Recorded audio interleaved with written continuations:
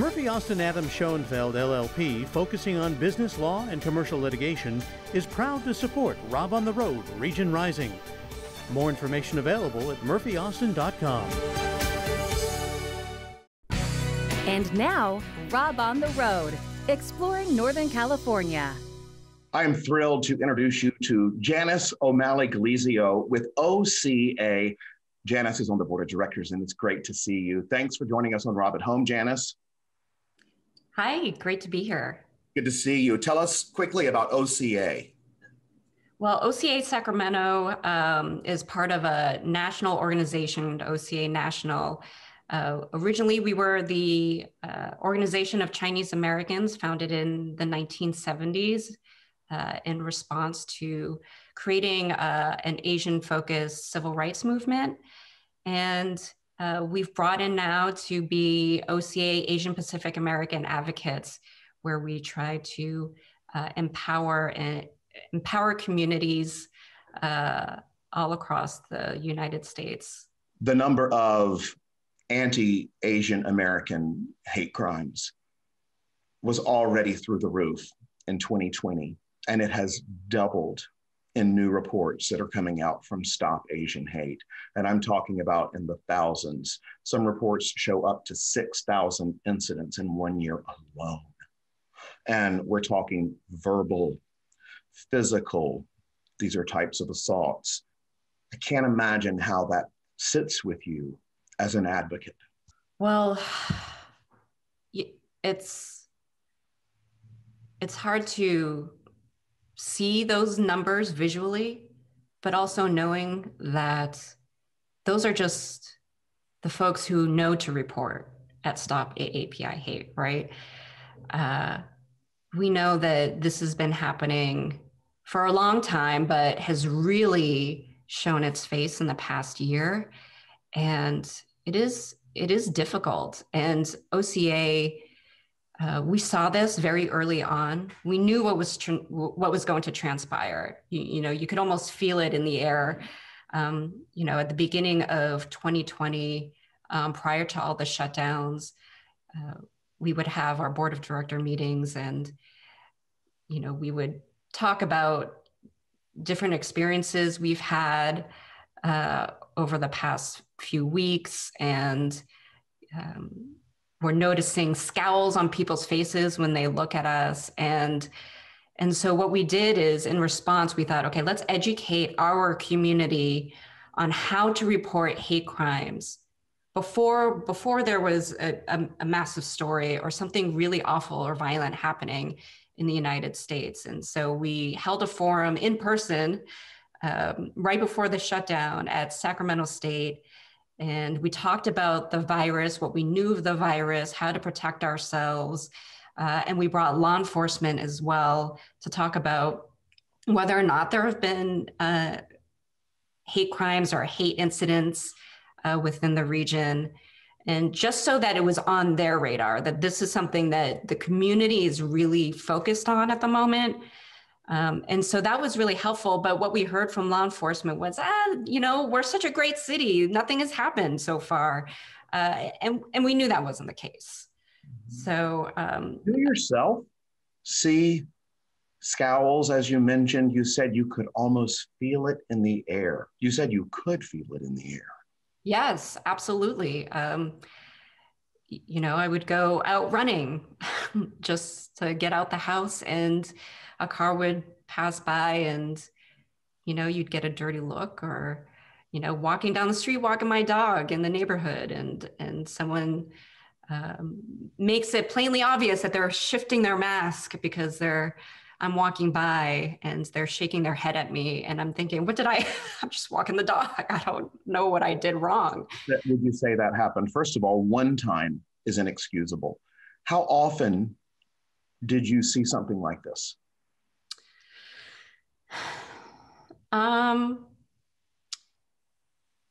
I would say it's a handful of times over the past year. Mm-hmm. But really, I noticed it really started to happen during the beginning parts of the shutdown, from when the initial shutdown, and then back in November, December, when the governor shut down the state again. Under the previous administration, did you feel the effects of the way coronavirus was described all the way from the White House? Absolutely. Did you see a difference in the way you were treated because it was described in a certain way from the White House in the previous administration? Yes, and I guess that's what I mean by, you feel it in the air, right? Because it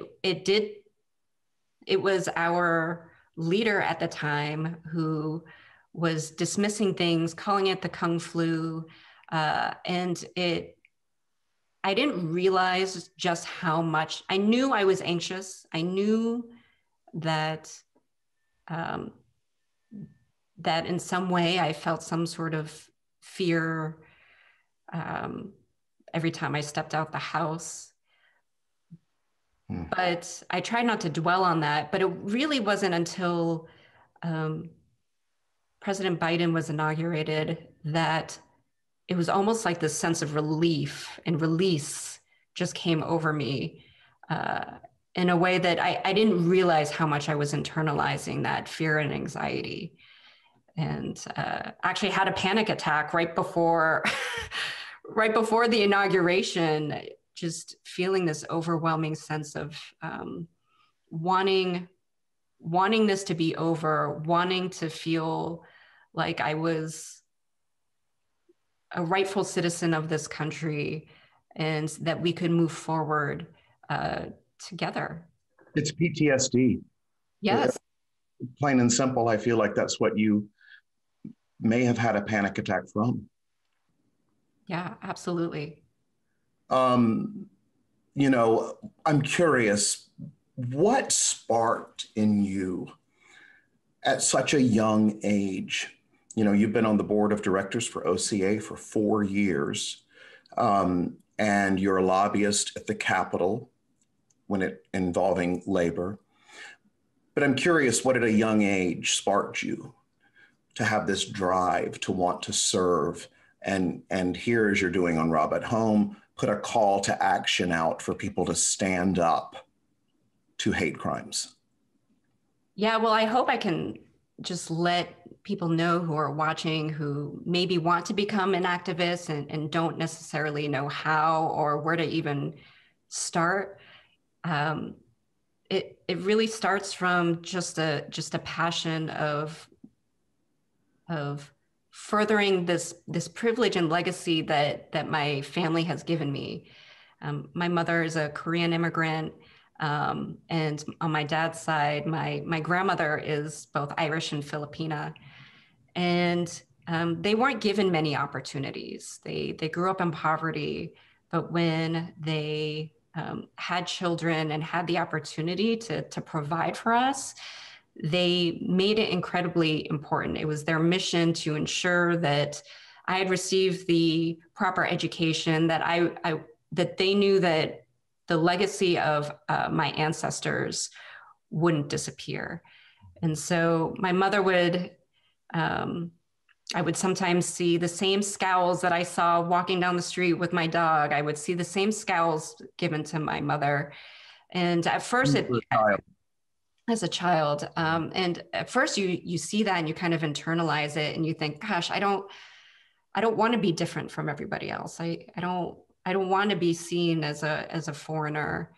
But then as I got older and realized the richness of my culture, my heritage, that I don't want to see what happened to my mom happen to her again, or happen to anybody. And so if there's, who else is going to do it? Then fast forward to 2020 and you see xenophobia, bigotry, racism, hate crimes rearing their heads.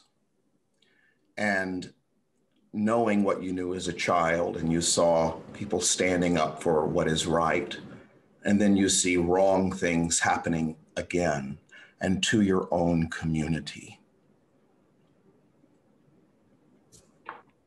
It was so hard to process.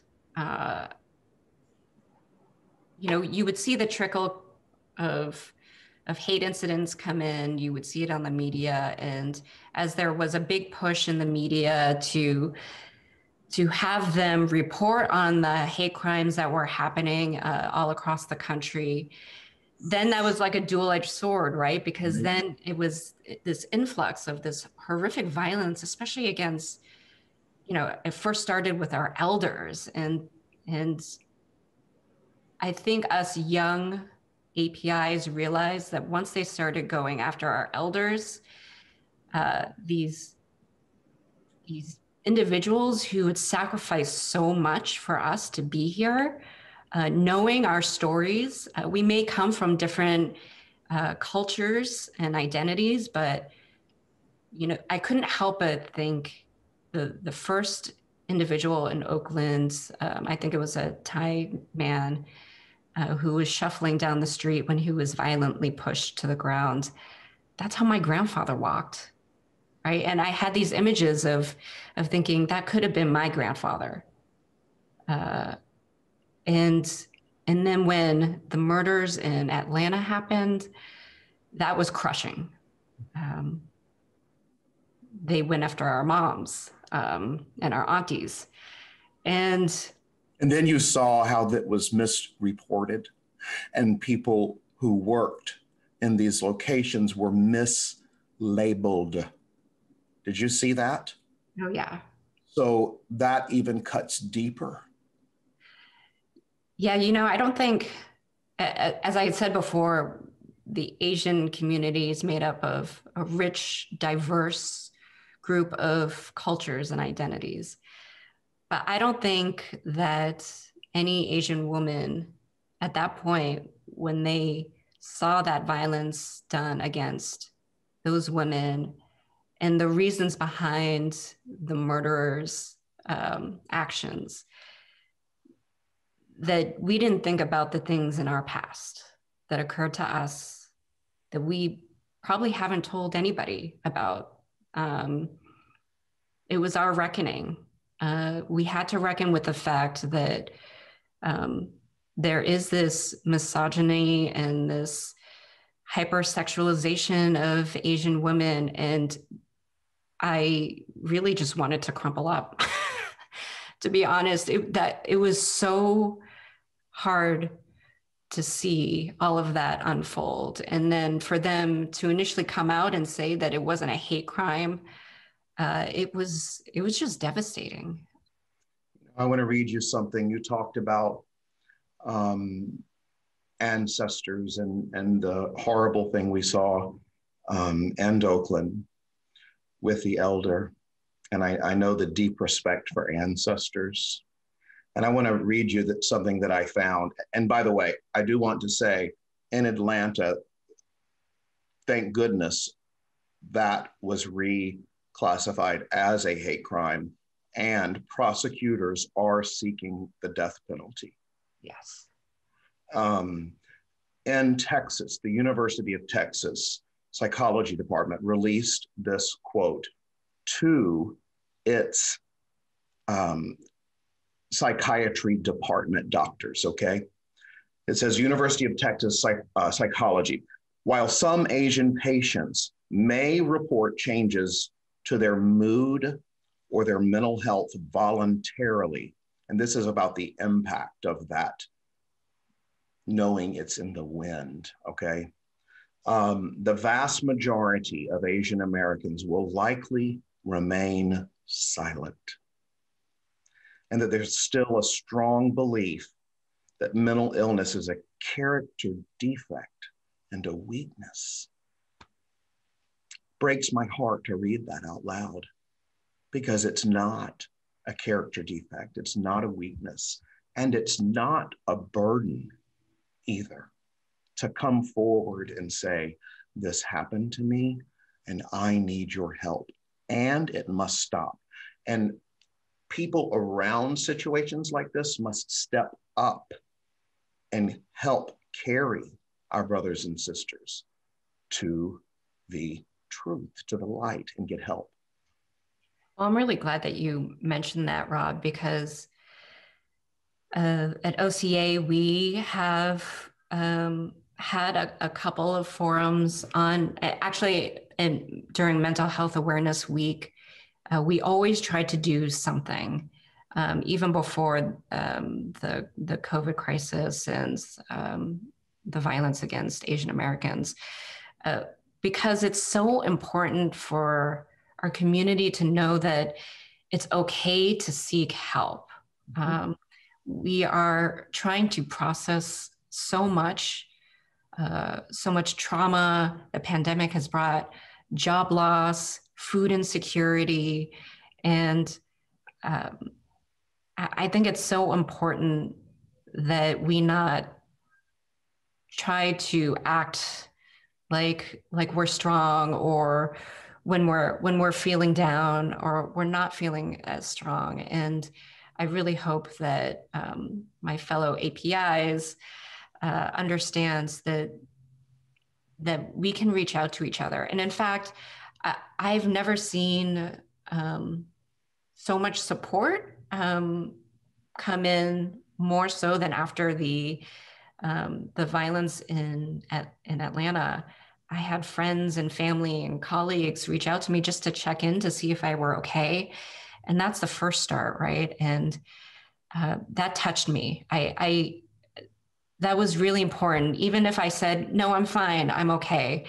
It meant a lot that I had friends and family reach out to ask if I were okay. What is your hope for just this day in regards to a message that you would like for others to hear? And it can be about anything to do with what we've discussed or not.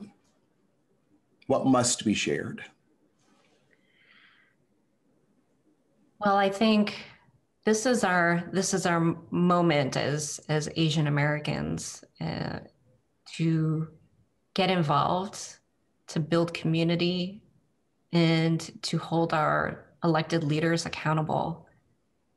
We have suffered a lot during this past year, and you don't have to be this incredible activist that's out there going to all the rallies and being this major speaker. It starts with going to a food drive, going to a food distribution. It's volunteering. It's talking to your elected leaders. It's getting involved with organizations like OCA Sacramento.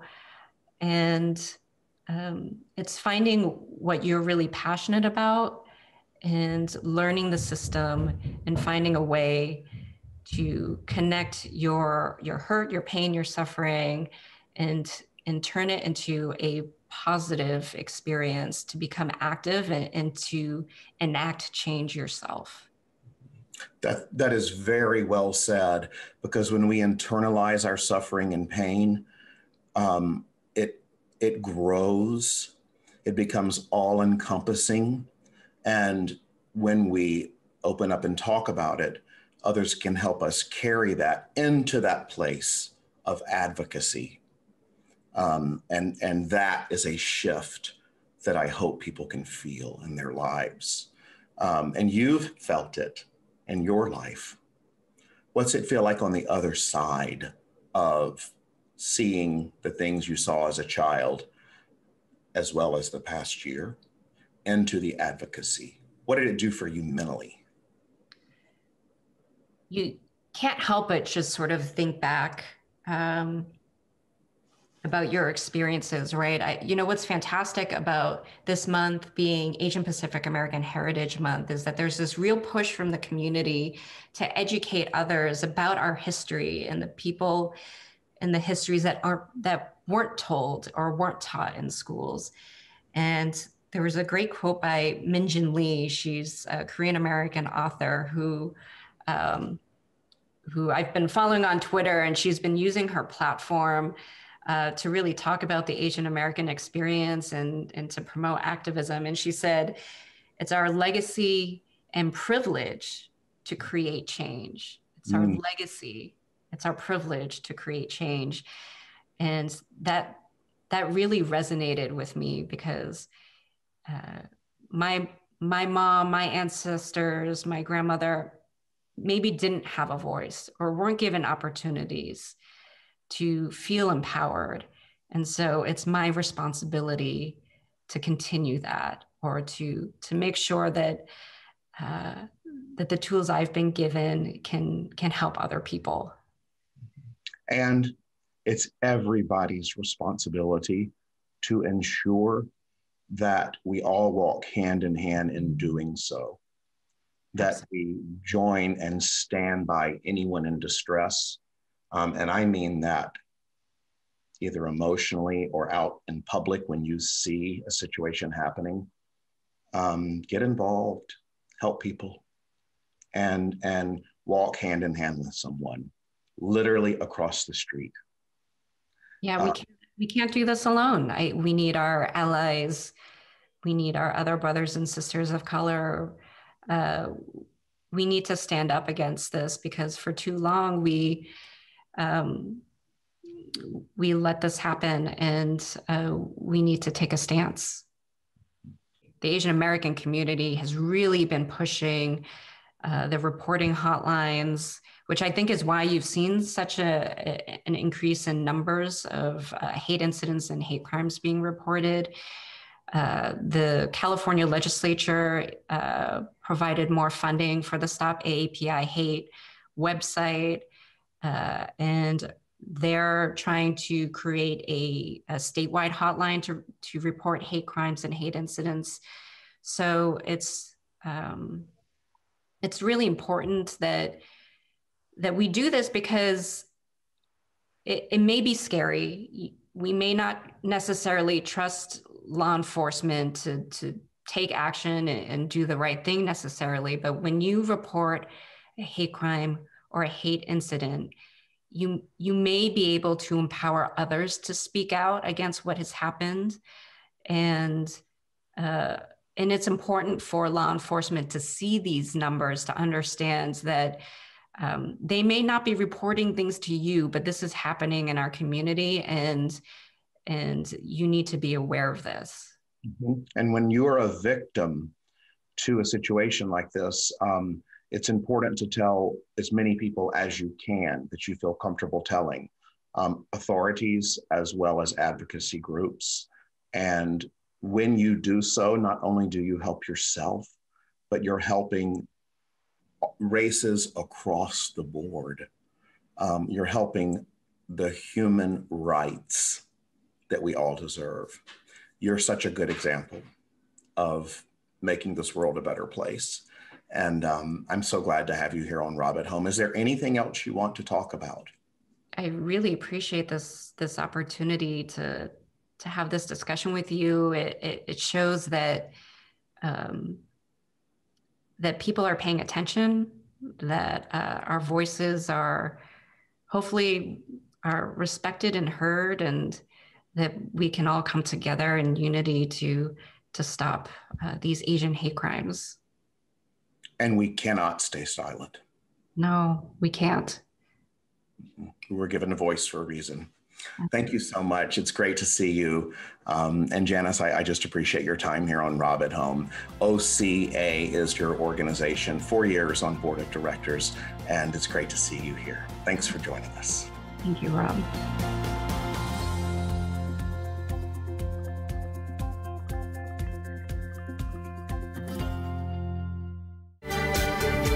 Murphy Austin Adams Schoenfeld LLP, focusing on business law and commercial litigation, is proud to support Rob on the Road, Region Rising.